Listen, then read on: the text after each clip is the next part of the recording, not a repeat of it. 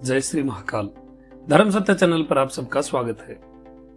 जब भी गोस्वामी श्री तुलसीदास जी किसी भक्त को कोई बढ़िया वस्तु प्राप्त करते हुए देखते थे तो वो झट से जाकर पीछे खड़े हो जाते थे।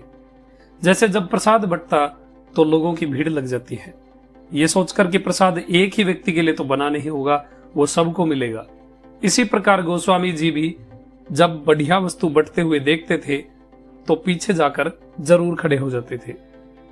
सुंदरकांड में निर्भरा भक्ति बंटने लगी।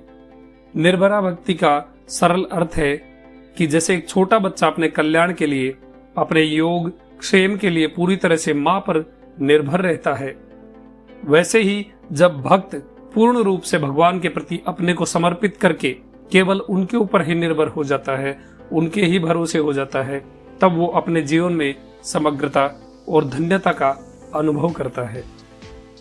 तो जब गोस्वामी जी ने देखा कि हनुमान जी को मां सीता ने निर्भरा भक्ति दी, करहूं कृपा प्रभु अस्सु निकाना, निर्भर प्रेम मगन हनुमाना, तो तुलसीदास जी भी तुरंत भगवान से कहने लगे कि प्रभु मुझे भी दीजिए। भगवान बोले क्या दूं? भक्ति प्रियच्छ, भक्ति दीजिए।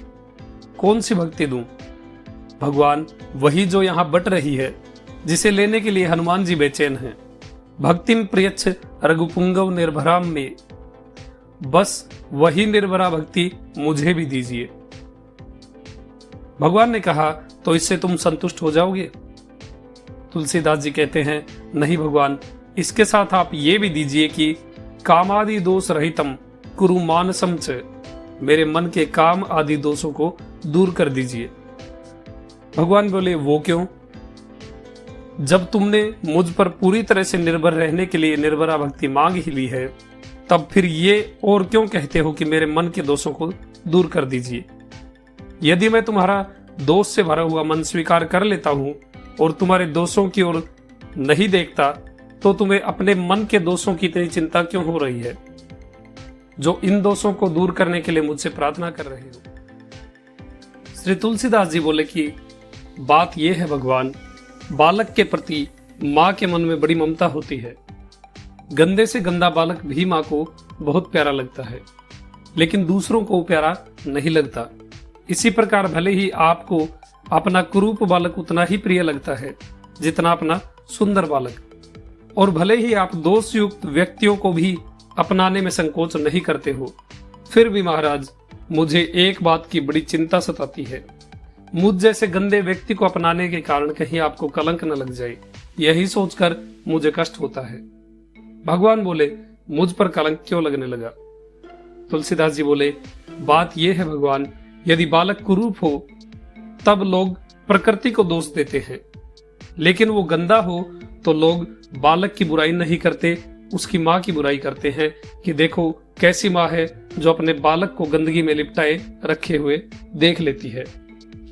इसी प्रकार प्रभु, यदि आपको पा लेने के बाद भी मेरे मन में गंदगी बनी रहेगी तो लोग आप पर ही कलंक लगाएंगे और कहेंगे कि ये कैसा भगवान है जो अपने निकटस्थ लोगों के भी दोष दूर नहीं कर पाता।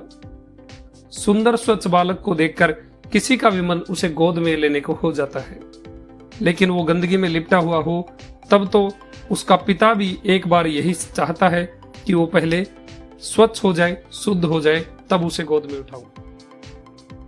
इसलिए भगवान, भले ही आप अपने स्नेह, करुणा और वात्सल्य के कारण गंदे मन वाले व्यक्ति को भी स्वीकार कर ले, लेकिन लोग तो उसे दुत्कारेंगे ही। इसलिए मैं आपसे याचना कर रहा हूं कि मेरे मन की गंदगी को दूर कर दीजिए।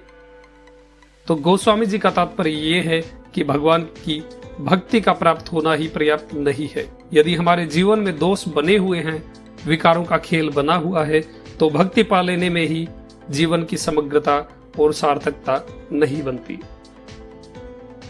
श्री रामचरितमानस का यही दर्शन है। यह प्रसंग मानस मर्मज्ञ श्री राम किंकर जी उपाध्याय द्वारा वर्णित है।